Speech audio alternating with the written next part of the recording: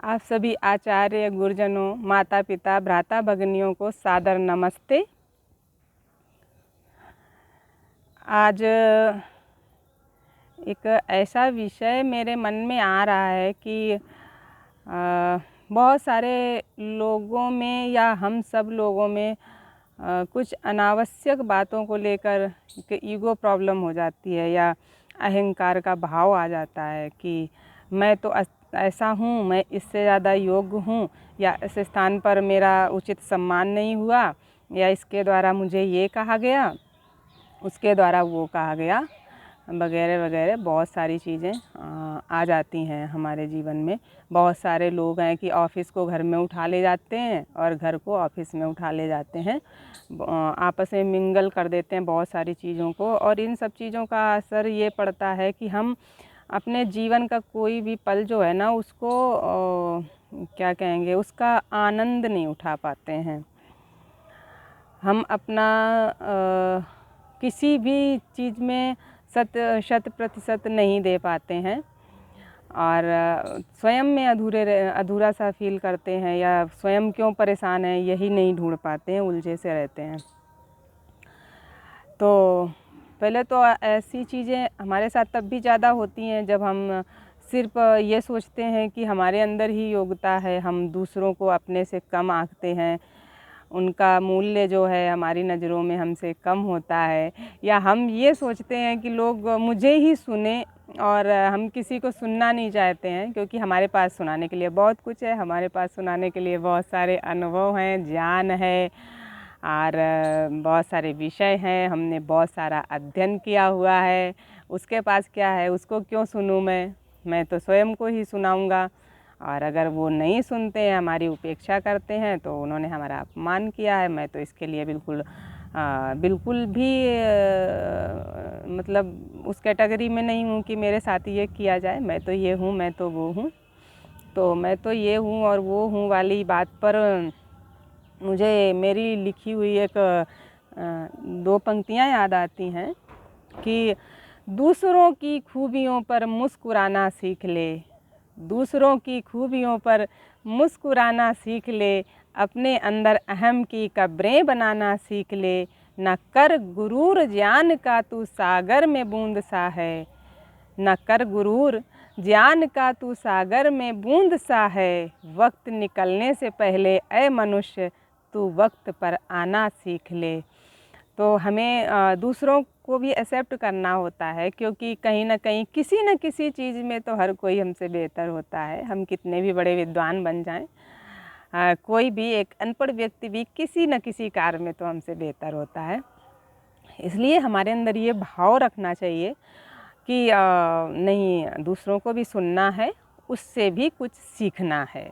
सिर्फ मैं ही विद्वान नहीं हूँ, मैं कितना सीख सकता हूँ, कितना पढ़ सकता हूँ, कितना इस संसार को पढ़ सकता हूँ, कितना इस सृष्टि को पढ़ सकता हूँ, कितना इस प्रकृति को पढ़ सकता हूँ, कितना ग्रंथों को पढ़ सकता हूँ। अरे कई जीवन निकल जाएंगे, तो हम इतने विद्वान कैसे हो सकते हैं कि हमें सब कुछ आता हो। और यही सब कुछ वाली भावना, जब अहम वाली भावना हमारे अंदर भरी रहती है, या किसी चीज़ की हो, या ज्ञान की हो, पद की हो, किसी अन्य चीज़ की हो, वो हमारे स्वयं के लिए हानिकारक होती है।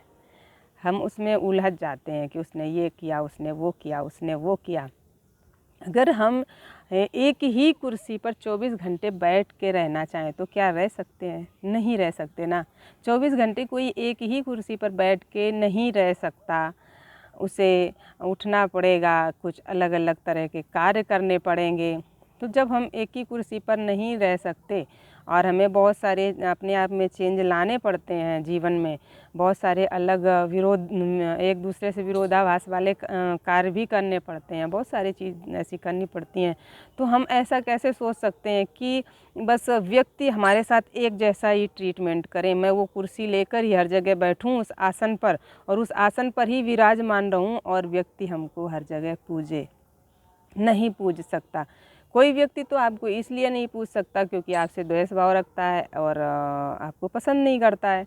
कोई इसलिए नहीं पूछ सकता कि उसके अंदर योग्यता नहीं आपको समझने की, वो जानता ही नहीं है आपके बारे में।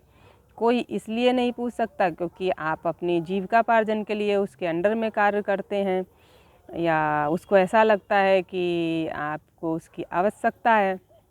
तो बहुत सारी अलग अलग चीज़ें होती हैं।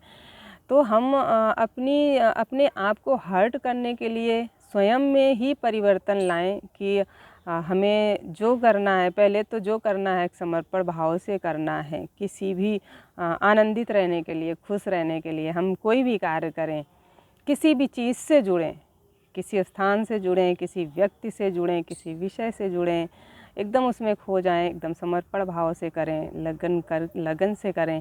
और जो हमारी जो भावना है कि मैं उस पार ये हूँ और इस पार ये कैसे हूँ, ये वाली भावना वहीं पर छोड़ दें। क्योंकि जब हम वहाँ पर हैं तो वो हैं, और जब हम यहाँ पर हैं तो ये हैं। हमारे बहुत सारे किरदार होते हैं जीवन में, हम एक ही किरदार को नहीं जी सकते, बहुत सारे किरदार होते हैं। कहीं पर माँ बाप का किरदार होता है, कहीं पर भाई बहन का किरदार होता है, कहीं पति पत्नी का किरदार होता है, कहीं गुरु का किरदार होता है, कहीं नौकर का किरदार होता है, कहीं मालिक का किरदार होता है। तो हमें उस किरदार में जीना पड़ता है।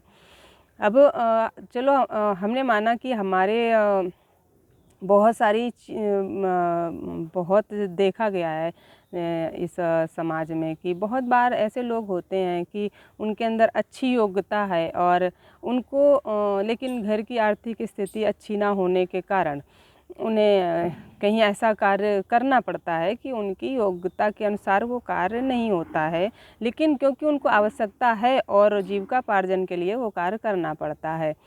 तो क्योंकि हमने जिस पद को वहाँ स्वीकार किया है और अपनी जीविका के लिए जिस कार्य को चुना है, तो वहाँ पर हमसे ऊंचे पद पर भी लोग बैठे होंगे। उनकी नज़रों में तो हम वहाँ एक सिर्फ कर्मचारी हैं।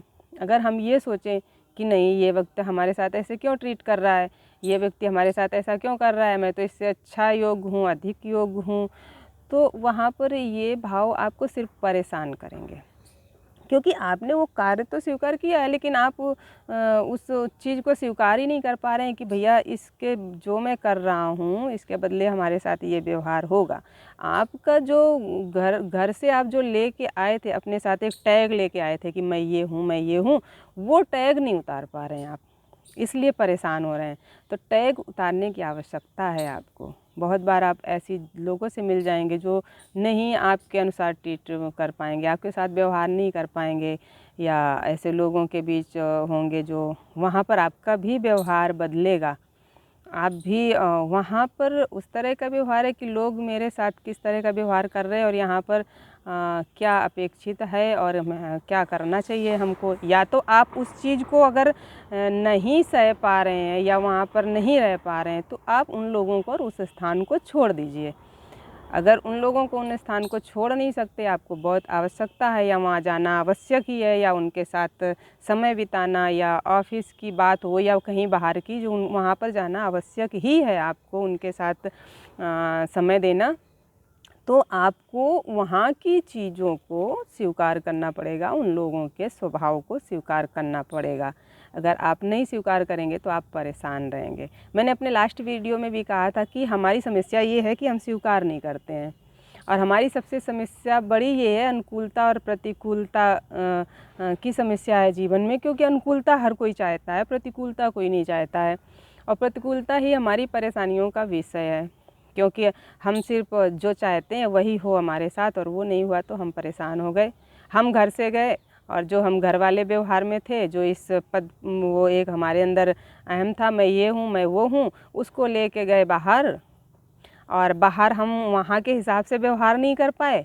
और जब हम वहाँ से आए वापस घर, तो हम वहाँ की सारी चीज़ें साथ में घर ले आए और घर में व्यवहार नहीं कर पाए। इसलिए ना तो हम खुद खुश रह पाए और ना जो हमारे साथ हैं, जो संपर्क में हैं, उनको भी खुश नहीं रख पाए।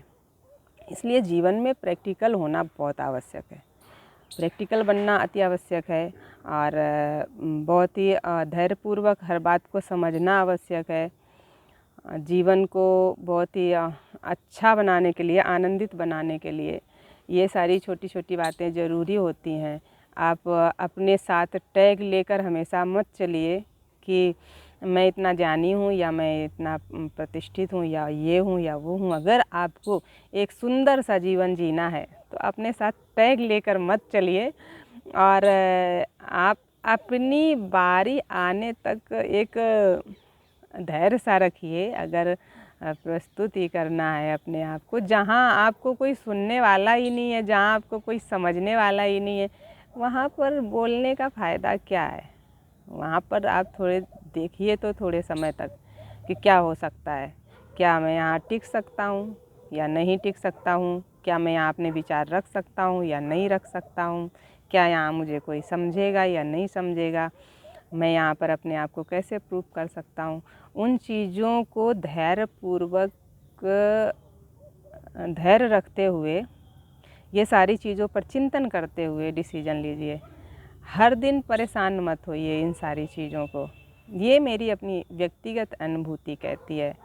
नहीं, हमको कायर नहीं बनना है, हमको हमेशा हर किसी के सामने समर्पण नहीं करना है। कहाँ करना है, कैसे करना है, और समर्पण भी एक आनंद का विषय है कि भाई इसको करके हमें आनंद आता है, हमें ये कार्य करके आनंद आता है। तो हर जगह नहीं करना है, लेकिन आपको जहाँ पर प्रतिकूलता लगे, मेरे हिसाब से वहाँ मौन ज़्यादा उचित है। जहाँ आपको प्रतिकूलता लगती है कि यहाँ पर मेरे मतलब का कुछ नहीं है और अगर मैं कुछ करूँगा तो उसका कोई रिजल्ट नहीं आएगा, और अगर मौन से काम नहीं चल रहा है तो जो बोलें सुंदर बोलें, सटीक बोलें। बस अपने जीवन को यूँ ही आगे जीते जाएं, बढ़ाते जाएं। दूसरों को भी ऑब्ज़र्व करें, दूसरों को भी सुनें, उनके जीवन में उनकी अनुभूतियों से सीखें। वो आपसे किस जगह बेहतर हैं और आप उनकी उस चीज़ से, उस अनुभव से आपको क्या कुछ लाभ हो सकता है, तो उन्हें भी समझें। बस आज के चिंतन में, आज की अनुभूतियों में इतना ही कहना चाहूँगी। और आप लोगों को पुनः सादर नमस्ते। जय श्री राम।